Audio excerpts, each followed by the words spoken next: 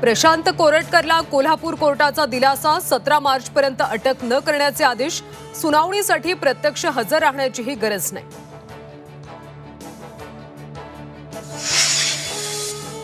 संतोष देशमुख हत्येची पुढची सुनावणी 26 मार्चला. मोकारपंथी ग्रुपवर एक नव्हे 2 वेळा व्हिडिओ कॉल.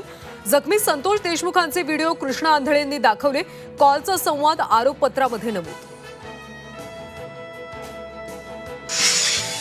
मराठा आरक्षण कधी देणार? फसवणूक कराल तर जागा दाखवू. मनोज जरांगेंचा सरकारला इशारा.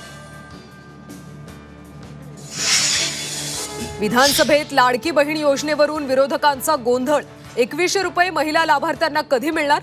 रोहित पवार, वरुण सरदेसाईंचा आदिती तटकरेंना सवाल. तर सरकार लाडक्या बहिणींची फसवणूक करणार नाही, आदिती तटकरेंचं आश्वासन. कोल्हापूर जिल्ह्यातले जवळपास 100 संस्था दिवाळखोरीत. दुग्ध विभाग संस्था बंद करण्याची तयारी.